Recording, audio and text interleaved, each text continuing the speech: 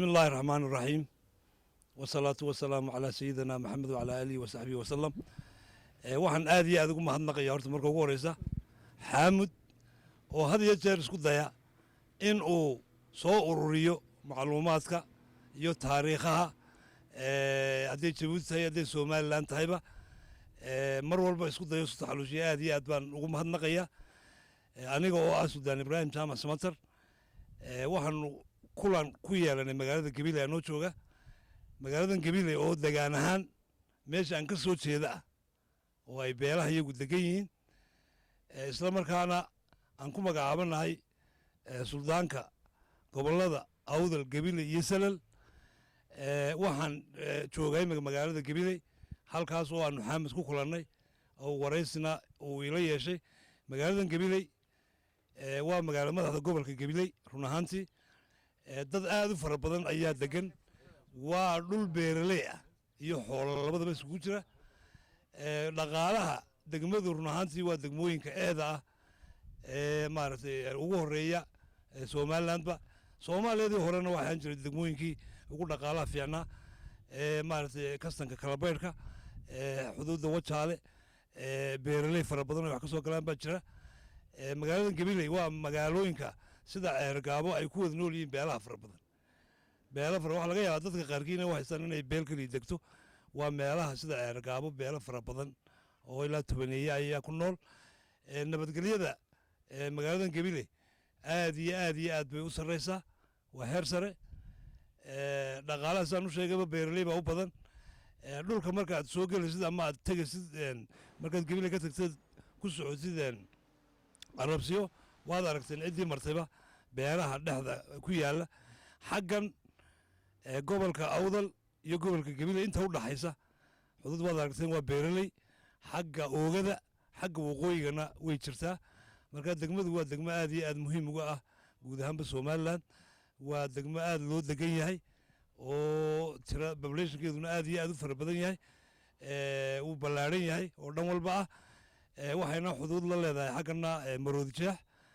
bariga xagga galbeedkana waxay la leedahay gobolka Awdal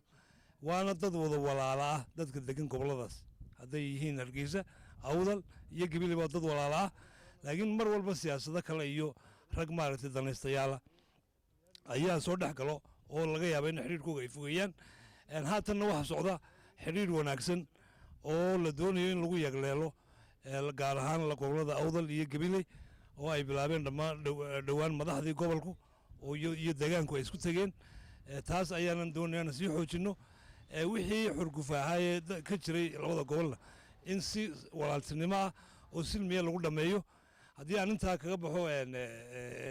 warbixintii magaalada Gabiley waxaan magaalada doonayaa inaan ka hadlo maadaama xaamud uu had iyo jeer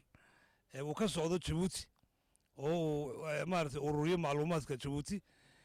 waxa weeyaan ama Gabileydan aan joognaba iyo gobolka Awdal iyo intan galbeedku xiriir wanaagsan bay leeyihiin jamhuuriyadda Jabuuti dadka boqolkiiba 80 dadka halka degan Jabuuti Somaliland dariskii waxay ka soo jeedaan gobolada Awdal iyo Gabiley ay ka soo jeedaan waa dad walaala ah halkana wala jooga waxaan aad iyo aad ugu mahadnaqayaa dadka shacabka reer Jabuuti ee walaaltinimada iyo wada noolaanshaha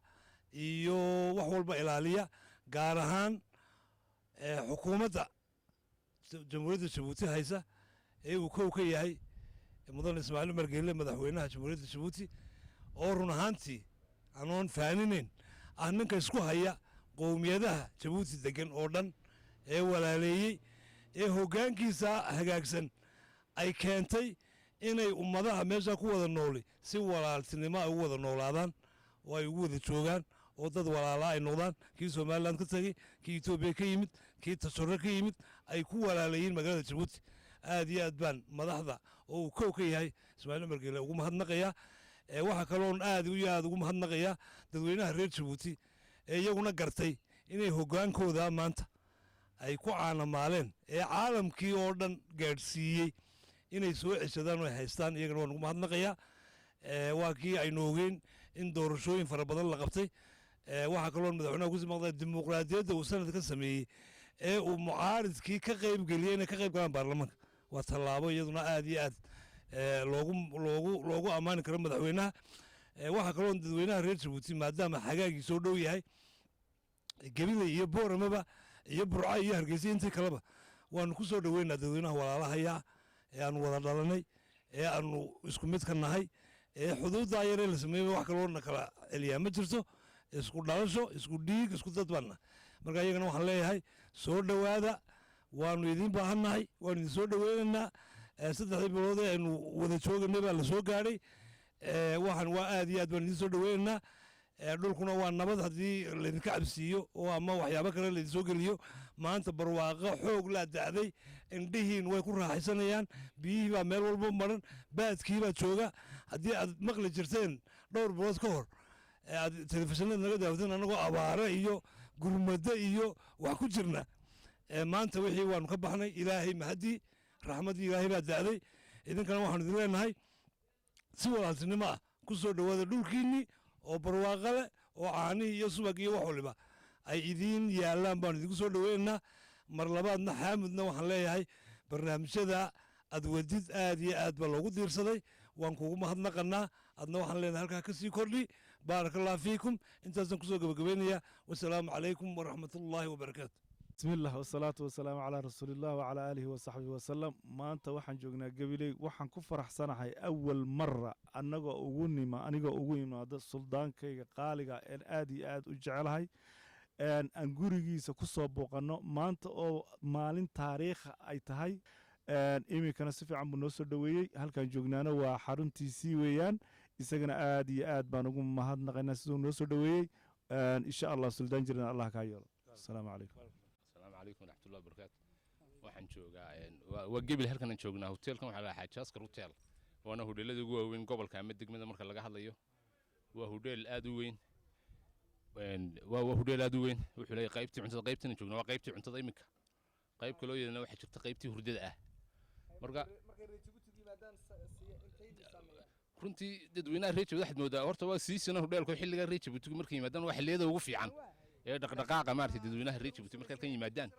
aad moodo inuu saameyn weyn ay nagu leeyihiin reer Jabuuti sideeda kaleba inkastoo dadweynaha reer Jabuuti dad deegaankanba uu yahay dad reer Jabuuti u badan yihiin hadday deegaan ahaan noqotay haddii kaleba oo dadka reer Jabuuti ay yihiin dad magaaladana aad u degan loo kale